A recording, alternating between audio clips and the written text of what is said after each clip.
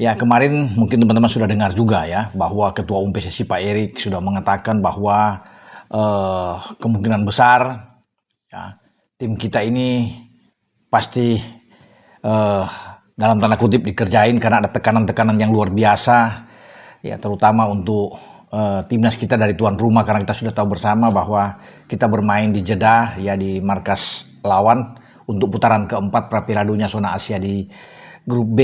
Dan PSSI akan melayangkan surat ya, dan mungkin sudah dilayangkan surat untuk protes ya ke FIFA atau ke AFC ya, dengan penunjukan wasit yang kononnya akan memimpin pertandingan kita. Kita akan bermain pertama pada tanggal 8 waktu setempat, itu jam 8 atau jam 20.15 ya, waktu di Arab. Nah, kalau dengan kita tuh di jam 00.15 sudah masuk ke dini hari, jadi di tanggal 9 ya. Nah, ini pertandingan pertama yang menentukan sebelum melangkah ke pertandingan berikut 3 hari kemudian melawan Irak ya.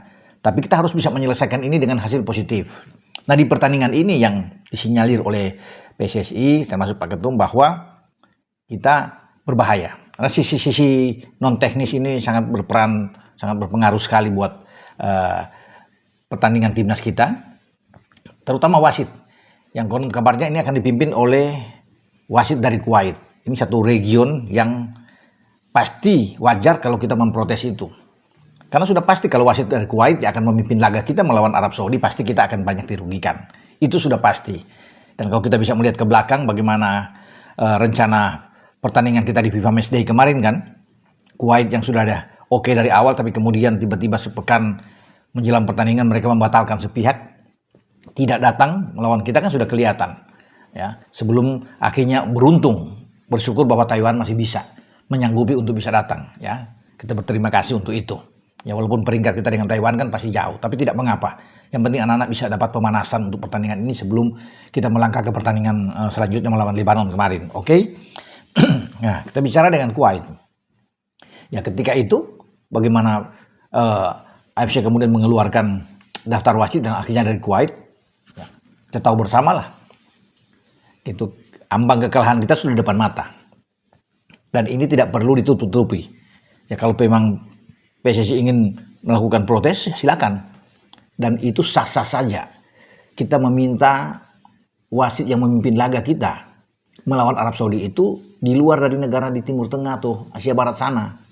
Nah, mungkin dari Jepang bisa, dari Korea juga bisa, dari Uzbek juga bisa, dari Australia bisa. Bahkan kan Pak Erik sudah bilang bahwa kalau perlu wasit dari Eropa, biar semua netral. Tapi kalau yang kita sudah bermain di markas lawan, ya sudah sangat diuntungkan dengan atmosfer tuan rumahnya. Kemudian wasitnya juga dari mereka, ya sudah pasti kita bisa dikerjain. Dan itu kita sudah pernah rasakan kan ketika melawan Bahrain, pasti teman-teman masih ingat. Kita hampir menang di sana dan ada penambahan 7 menit di injury time. Tapi kemudian berlangsung sampai 9 menit, menunggu sampai Bahrain bisa membalas ketinggalan gol dari 2-1 lawan kita. Nah, akhirnya 2-2. Ya, wasit dari Oman kalau nggak salah waktu itu kan. Ya, itu yang bisa terjadi buat kita. Karena dengan Arab dipilih sebagai tuan rumah, itu sudah pasti bahwa mereka akan diupayakan untuk lolos. Itu sudah garanti. Jadi bukan sebuah rahasia untuk bisa mengatakan bahwa Arab tidak akan lolos. Memang kita akan bertarung, kita akan habis-habisan. Tapi mereka sudah diplot. Kalau memang AFC mau atau dengan persetujuan FIFA mau, di tempat netral dong, seperti yang di awal-awal kan. Tapi kemudian ada 2 negara yang ditunjuk. Kalau kita di grup B, di grup A itu ada Qatar. Dua-dua punya kepentingan dan ini pasti diakomodir untuk bisa berpeluang sudah pasti lolos.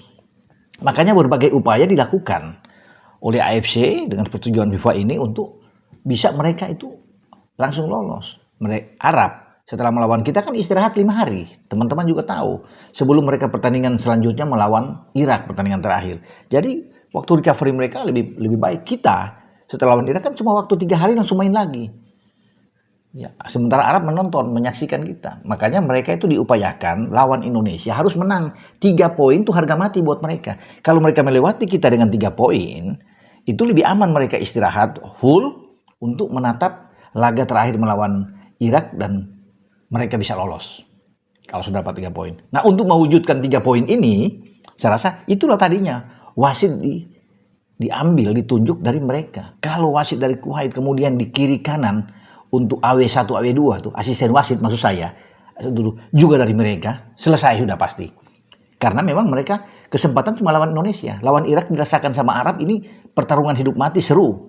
Sulit untuk mereka bisa menang. Tapi mereka ambil dulu lawan kita. 3 poin.